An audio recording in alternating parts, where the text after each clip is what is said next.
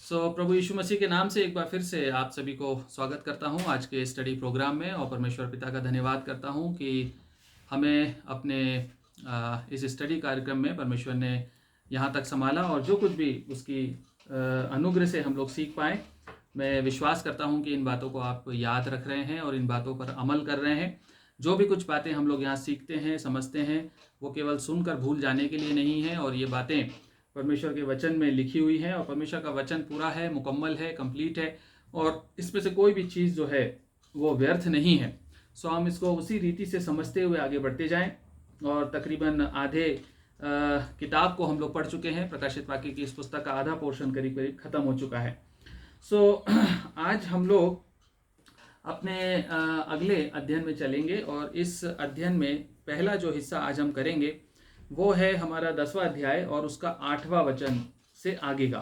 हम लोगों ने पिछले बार 10वें अध्याय के पहले वचन से 7वें वचन तक पढ़ा था और उसको समझा था और आज हम पढ़ेंगे उसके 8वें वचन से लेके 11वें वचन तक। ये जो पोर्शन है, पहला जो रिवेलेशन का जो दो पोर्शन थे, हमने 10वें अध्याय को दो पोर्शन में बांटा था, 1 से 7 और फिर 8 से लेके 11। आप लोगों को याद है कुछ कि 1 से 7 तक हमने क्या पढ़ा था? कुछ भी थोड़ा बहुत याद है तो आप लोग अपने आप उसको अपने दिमाग में थोड़ा सा याद कर लें, मेमोराइज कर लें। हमने एक स्वर्गदूत के बारे में पढ़ा था, शक्तिशाली स्वर्गदूत जो कि स्वर्ग से उतरता हुआ दिखाई दिया और उसके ऊपर उसका जो है उसके जो आसपास का माहौल था और उसके अंदर के जो गुण दिखाई दे रहे थे वो ऐसे लग रहे थे जैसे कि यीशु मसीह के समान वो हो और उसके जो एट्रीब्यूट्स थे या उसके आसपास का जो माहौल था या उसका जो स्ट्रक्चर था, जो बाइबल बताती है, कुछ स्कॉलर्स ऐसा मानते हैं कि शायद यीशु मसीह ही एक दूसरे रूप से यहाँ पर दिखाई देते हैं। लेकिन जब हम प्रकाशित वाक्य को पढ़ते हैं तो हमें समझ में आता है कि ये जो पोर्शन है, जो ये स्वर्गदूत है, ये वास्तव में एक स्वर्गदूत ही है, क्योंकि ये अपने हाथ उठाकर ओथ ले रहा है जीवित परमेश्वर की। ये स्वर्गदूत है और इसको डेलीगेटेड कुछ पावर्स हैं, डेलीगेटेड प्रिविलेजेस हैं जो कि हेवनली हैं। स्वर्ग के कुछ प्रिविलेजेस इसको मिले थे और ये आर्क एंजल था, शक्तिशाली स्वर्गदूत था, स्वर्गदूतों का प्रधान था। ये चीफ एंजल के समान था और इस स्वर्गदूत ने उतरकर और उसके बाद एक पैर अपना समुद्र में रखा, एक पैर पृथ्वी में रखा। इन सब बातों को हमने देखा था और उसके आसपास रेनबो मेघ धनुष की बात होती है और उसके बाद फिर वो एक ओथ लेता है कि जीवित परमेश्वर के नाम से मैं ये बात कहता हूं कि अब और देर ना होगी। और उसके बाद एक बहुत इंपॉर्टेंट पोर्शन हमने समझा था, मिस्ट्री ऑफ गॉडलीनेस, परमेश्वर का गुप्त मनोरथ। ये बहुत ही वंडरफुल चीज़ थी सीखने के लिए। यदि आपने इसको मिस किया है लाइव सेशन में तो इसको यूट्यूब में ज़रूर सुन लें और इसको अपलोड कर देंगे आज हम। आप इसमें ज़रूर पिछले पोर्शन को ज़रूर सुने। बहुत ही इंपॉर्टेंट पोर्शन था, मिस्ट्री ऑफ गॉडलीनेस। हमारा पूरा फेथ, हमारा पूरा मसीही विश्वास जो है उस मिस्ट्री पे आधारित है, जो मिस्ट्री परमेश्वर की ओर से जो गुप्त मनोरथ है उस पे आधारित है। क्योंकि सेम वे में शैतान भी एक मनोरथ अपने मिस्ट्री को लेकर चलता है और उसकी मिस्ट्री यानी कि उसका भेद हमारे जीवन में हावी हो जाता है और हम परमेश्वर के भेद को भूल जाते हैं। इस वजह से इस मिस्ट्री को हमको समझना बहुत ज़रूरी था, जिसको पिछले सेशन में हमने समझा था। आज हम पढ़ेंगे 8वें वचन से आगे 10वें अध्याय के। यहाँ पर इस प्रकार से लिखा है, जिस शब्द को मैंने स्वर्ग से बोलते सुना था वह फिर मेरे साथ बातें करने लगा। जो स्वर्गदूत समुद्र और पृथ्वी पर खड़ा है उसके हाथ में की खुली हुई पुस्तक ले। मैंने स्वर्गदूत के पास जाकर कहा, यह छोटी पुस्तक मुझे दे। उसने मुझसे कहा, ले इसे खा ले, यह तेरा पेट कड़वा तो करेगी पर तेरे मुंह में मधु सी मीठी लगेगी। अतः मैं वह छोटी पुस्तक उस स्वर्गदूत के हाथ से लेकर खा गया। वह मेरे मुंह में मधु सी मीठी तो लगी, पर जब मैं उसे खा गया तो मेरा पेट कड़वा हो गया। तब मुझसे यह कहा गया, जो तुझे बहुत से लोगों और जातियों और भाषाओं और राजाओं के विषय में फिर भविष्यवाणी करनी होगी। परमेश्वर अपने इस वचन के पढ़े और सुने जाने पर आशीष दे। परमेश्वर का वचन यहाँ पर एक बात बताता है प्रियो। 8वां वचन ये कहता है कि जो शब्द था, जिस शब्द ने यूहन्ना को कुछ बातें बताई थी, यूहन्ना को कहा था कि ये शब्द जो गर्जन के साथ तो सुन रहा है, इसको लिखना मत, इसको लिख मत। और उसके बाद फिर उसने आगे बढ़कर उसी शब्द को यहाँ पर दोबारा यूहन्ना सुनता है। वही शब्द, डेफिनेटली ये शब्द परमेश्वर का है, परमेश्वर की ओर से आ रहा है।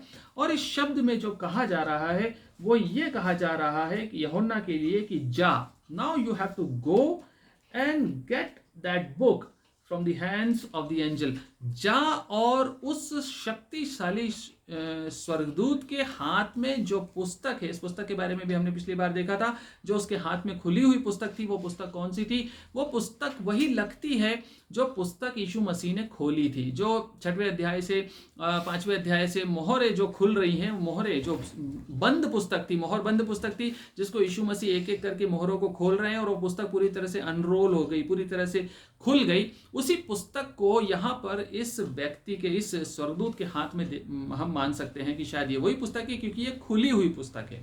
और इस पुस्तक को, जो खुली हुई पुस्तक है, इस पुस्तक में कोई बहुत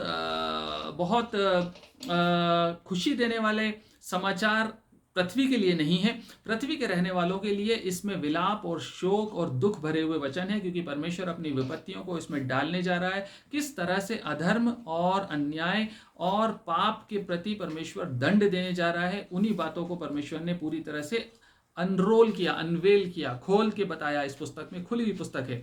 और इस पुस्तक के बारे में, जिसमें कि परमेश्वर के वचन हैं, परमेश्वर की योजनाएं हैं, परमेश्वर का प्लान है, परमेश्वर क्या करने जा रहा है इस दुनिया के लिए, किस प्रकार से इस दुनिया के अधर्म को नष्ट करेगा परमेश्वर और कैसे अपना राज्य स्थापित करेगा, इन बातों के बारे में जो लिखा हुआ है, इस पुस्तक को वो व्यक्ति, वो शब्द क्या कह रहा है?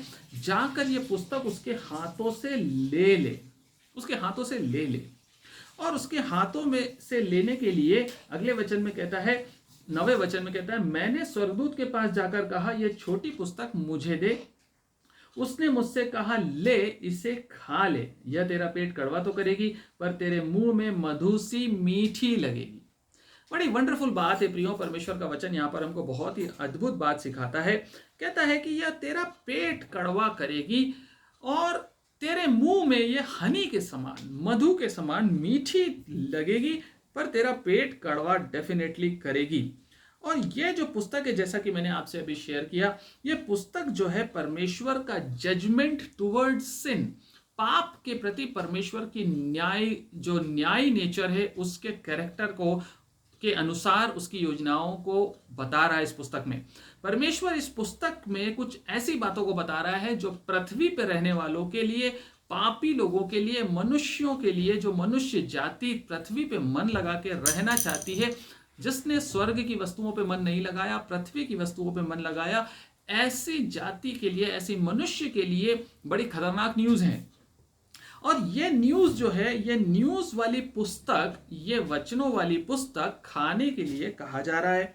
और इस पुस्तक के बारे में दो बातें बताई जाती हैं यहाँ पर, कि ये जब मुंह में होती है तो ये मधु के समान मीठी लगेगी। जब ये मुंह में हम चबाएंगे, खाएंगे, जब मुंह में इसको रखेंगे तो ये बहुत मीठी लगेगी। लेकिन जब ये पेट में जाएगी, जब ये पुस्तक उतर जाएगी गले से नीचे पेट में, तो ये पेट को कड़वा कर देती है, पेट को कड़वा कर देती है। इसका क्या मतलब है प्रियो? इसका मतलब थोड़ा समझने के लिए हमको इस बात को इस तरह से समझना होगा कि हमारे पास भी एक पुस्तक है जो हमें दी गई है, और इस पुस्तक को लेकर हम चर्च जाते हैं, इस पुस्तक को लेकर हम पढ़ते हैं, इस पुस्तक को लेकर हम मीटिंग्स में जाते हैं। और ये पुस्तक जो है परमेश्वर का वचन है। इस पुस्तक में भी परमेश्वर ने अपनी योजनाएं, अपनी प्रॉमिसेस, अपनी प्रतिज्ञाएं और अपने डिवाइन प्लान्स को इस पृथ्वी के लिए, मनुष्य जाति के लिए, मेरे और आपके लिए, विश्वासियों के लिए परमेश्वर क्या चाहता है, वो सब कुछ इस पुस्तक में भी लिखा हुआ है। और इस पुस्तक को भी जब हम लेकर चलते हैं तो इस पुस्तक में जो थीम है, जो प्रकाशित वाक्य की थीम है, वही थीम इस पुस्तक में भी है। वो थीम आपको याद होनी चाहिए, मैंने कई बार रिपीट किया है। वो थीम है परमेश्वर का अनुग्रह और परमेश्वर का न्याय। परमेश्वर का अनुग्रह आता है, उसके बाद परमेश्वर का न्याय आता है, फिर परमेश्वर अनुग्रह करता है, उसके बाद फिर न्याय आता है। ये एक ऑल्टरनेट थीम है परमेश्वर के नेचर की, जो इसके वचन में दिखाई देती है। ये थीम मतलब परमेश्वर अनुग्रहकारी, दयावंत, विलंब से क्रोध करने वाला, ये बात पहली बात है जो परमेश्वर की ग्रेस को दिखाती है। और उसके बाद जब समय हो जाता, परमेश्वर एक समय तक इंतजार करेगा, करता है, लेकिन विलंब का मतलब ये नहीं है कि वो कभी क्रोध नहीं करेगा। उसके बाद उसका न्याय शुरू होता है, और ये जो न्याय है, ये न्याय जो है, ये न्याय कड़ाई को दिखाता है। एक तरफ परमेश्वर की कृपा है, और उसके बाद वो कड़ा परमेश्वर भी है। वो पाप से प्रेम नहीं कर सकता, वो पापियों को क्षमा नहीं करेगा जब तक वो मन नहीं फिरा के उसके पास नहीं आते, क्योंकि उसने अपने बेटे को कुर्बान होने के लिए दिया, और उसने ये चाहा कि सब इस पे विश्वास लाएं और बचा लिए जाएं। लेकिन जो मन फिराकर परमेश्वर के पास नहीं आता, पापों का अंगीकार नहीं करता, उसके लिए परमेश्वर का न्याय नियुक्त है, होना तय है। परमेश्वर का जो वचन है वो देहधारी हुआ, और वो वचन देहधारी होकर उसने मनुष्यों के बीच में डेरा किया। ये जो पुस्तक है मेरे और आपके पास, ये पुस्तक जो शक्तिशाली स्वर्गदूत के हाथ में है, ये पुस्तक परमेश्वर के वचन है, और ये वचन देहधारी हुआ। यीशु मसीह के समान, यीशु मसीह बनकर, मनुष्य बनकर उसने मनुष्यों के बीच में डेरा किया। और किस प्रकार से डेरा किया? अनुग्रह और सच्चाई से परिपूर्ण होकर।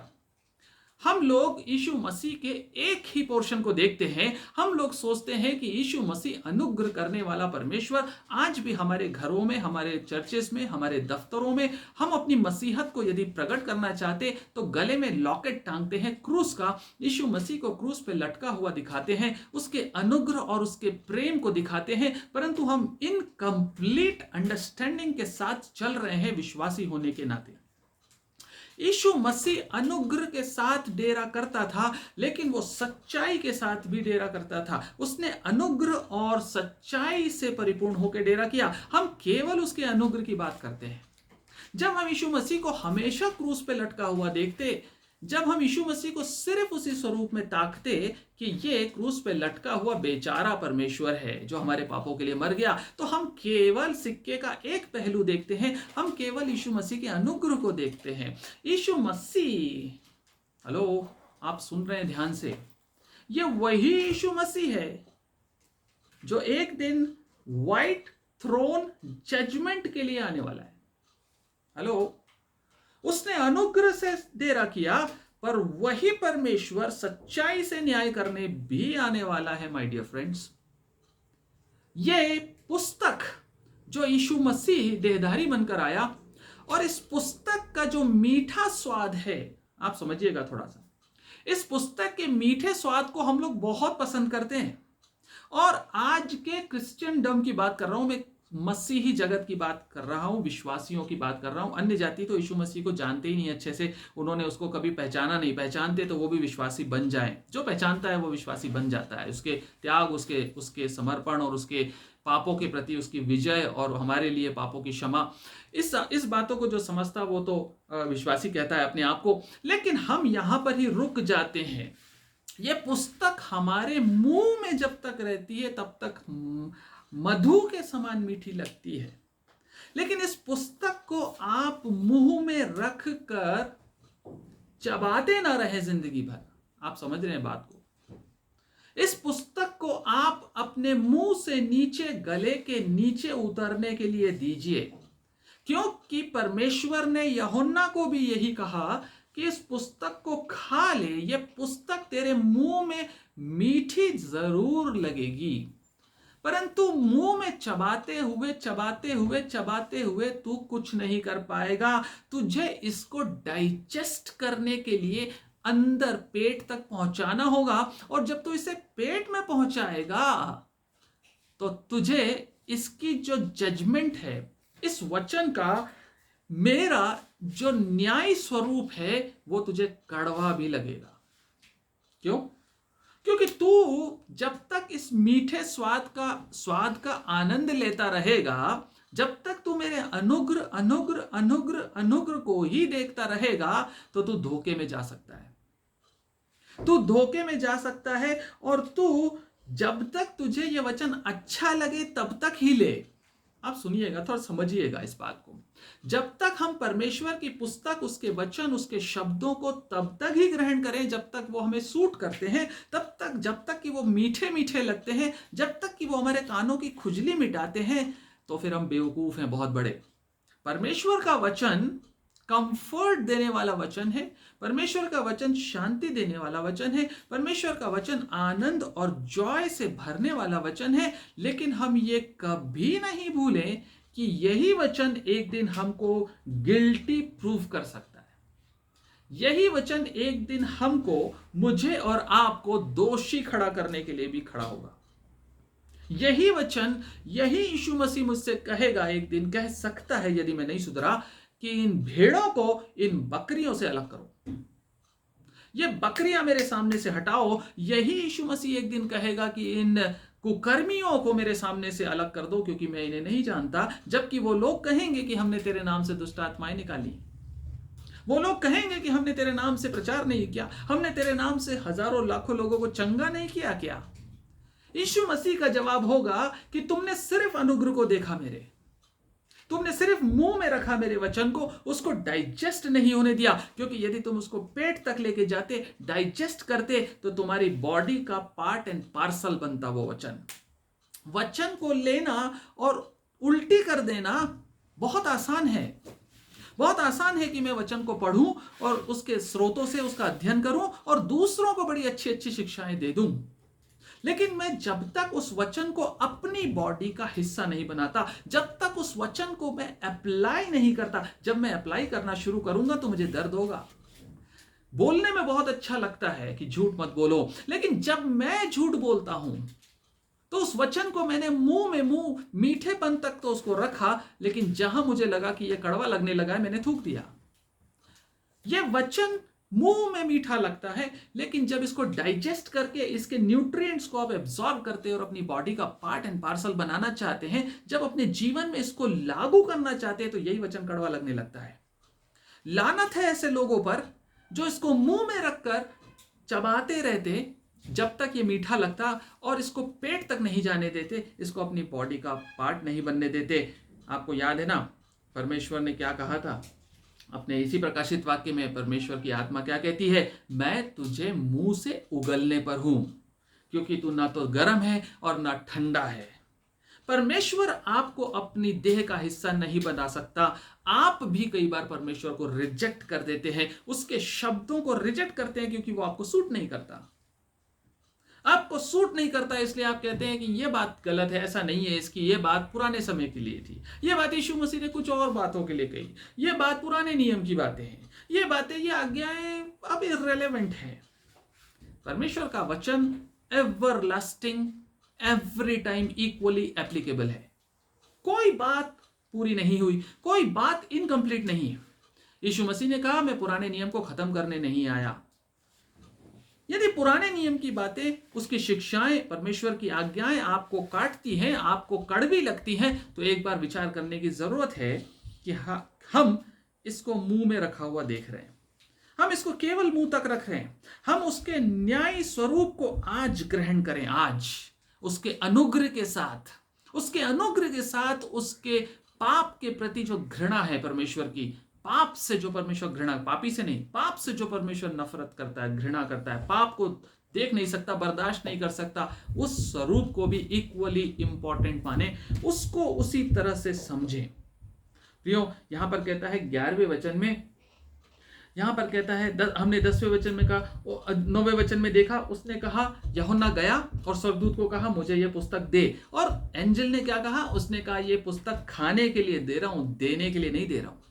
ये पुस्तक तेरे हाथ में ट्रांसफर नहीं कर रहा हूं, ये पुस्तक को मुंह में ले ले, खाना शुरू कर। और खाने के बाद कहता है, ये तेरा पेट कड़वा तो करेगी, पर तेरे मुंह में मधु सी मीठी लगेगी। अतः 10वें वचन में यूहन्ना ने आज्ञाकारिता दिखाते हुए उस पुस्तक को खा लिया, लेकर हाथ से खा गया, और वह उसके मुंह में कहता, लिख रहा है, मेरे मुंह में मधु सी मीठी लगी, और जब मैं उसे खा गया तो मेरा पेट कड़वा हो गया।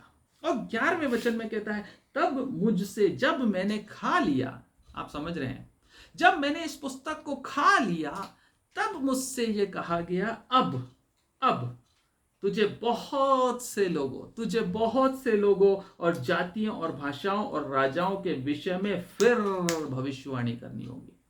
प्रिय, हम भविष्यवक्ता तो बनना चाहते हैं, परमेश्वर के दान से भरना चाहते हैं, उसकी आत्मा के सामर्थ्य से भरना चाहते हैं, परमेश्वर के उसके गवाह बनना चाहते हैं, उसको टेस्टिफाई करना चाहते हैं, उसकी testimony, bold testimony of Christ we want to B.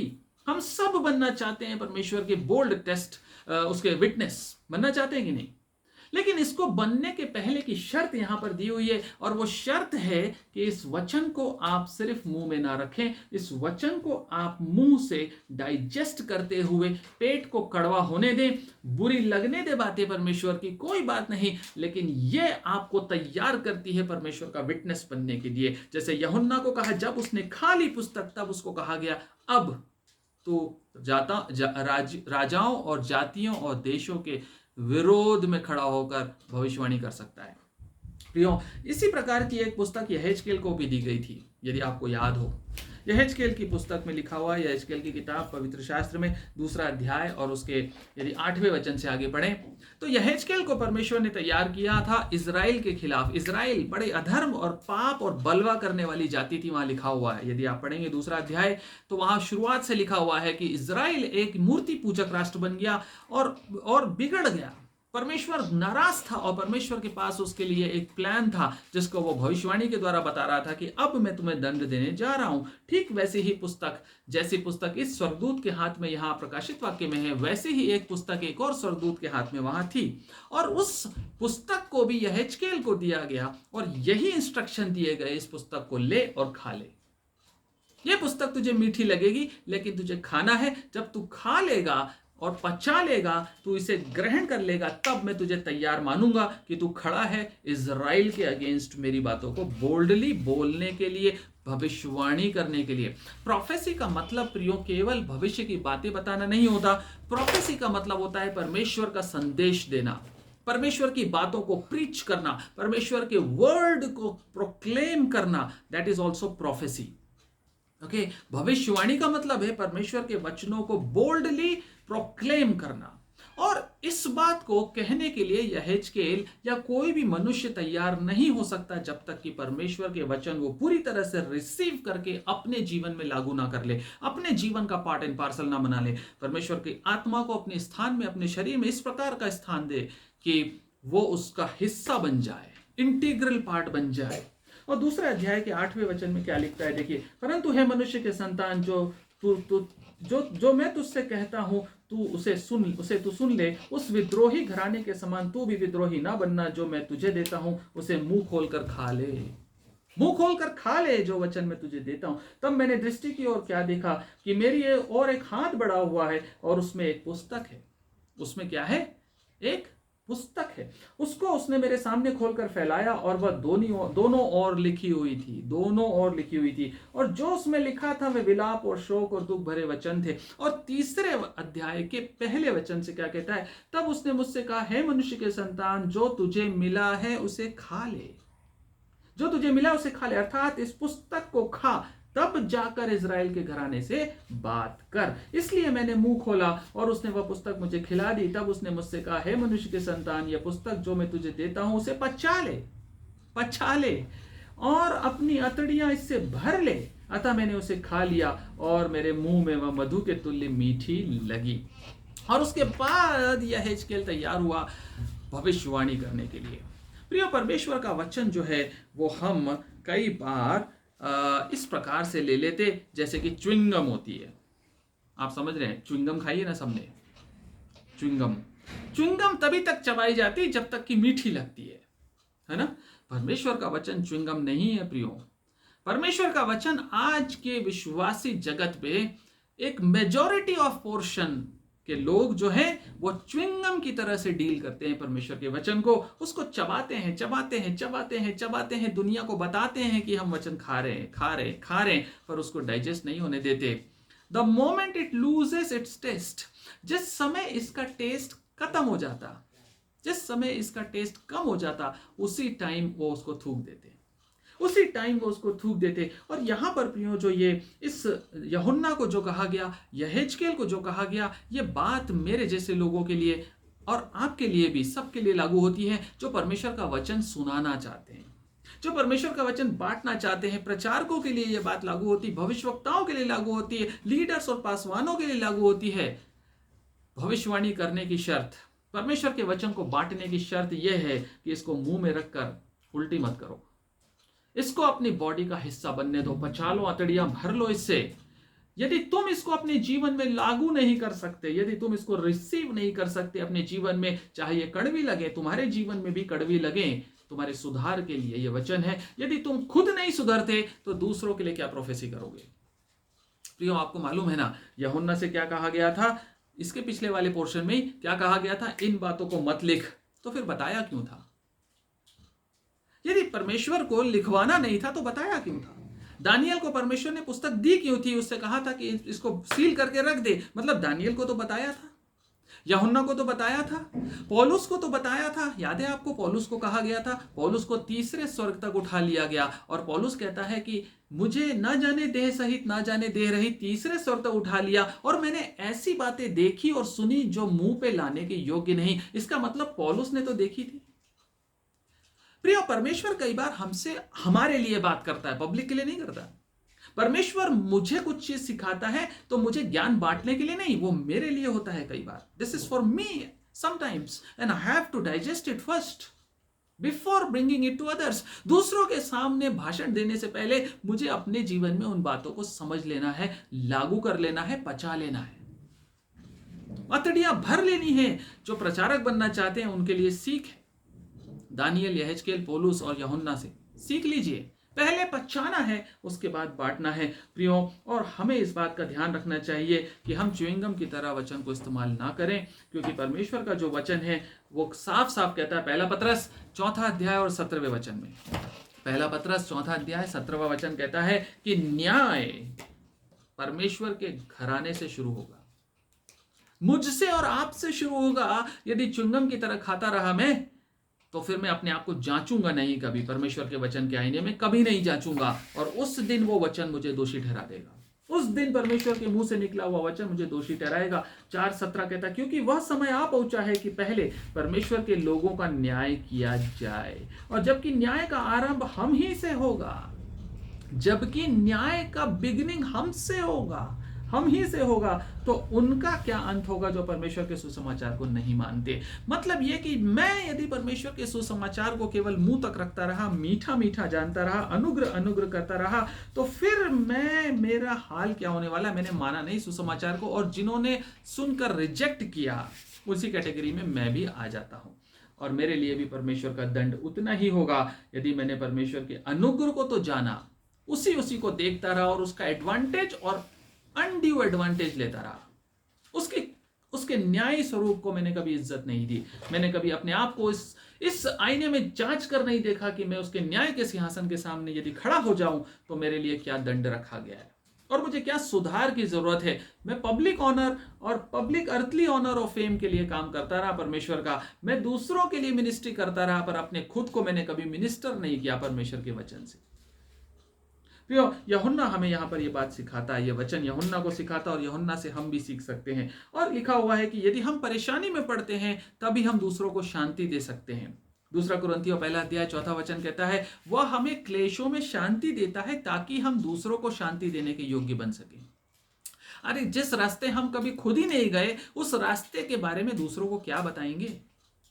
यदि हमने खुद क्लेश नहीं उठाए, खुद तकलीफों में नहीं होके गए, तो दूसरों को क्या शिक्षा देंगे हम? परमेश्वर हमें क्लेशों में भी शांति देता है, तभी हम दूसरे लोग क्लेश में उनको शांति दे सकते हैं। 2 कुरिन्थियों 1 अध्याय 4 वचन कहता है, वह हमारे सब क्लेशों में शांति देता है ताकि हम उस शांति के कारण जो परमेश्वर हमें देता है उन्हें भी शांति दे सकें जो किसी प्रकार के क्लेश में हो। प्रिय, परमेश्वर का वचन जो है केवल दूसरों के साथ बांटने के लिए नहीं, परंतु उनको आज्ञा मानना सिखाने के लिए है। यीशु मसीह जब स्वर्ग जा रहे थे तो उन्होंने चेलों को क्या कहा? जाओ, चेला बनाओ और सबको मेरी आज्ञा मानना सिखाओ। इसका मतलब है बोल के नहीं, करके। Set an example.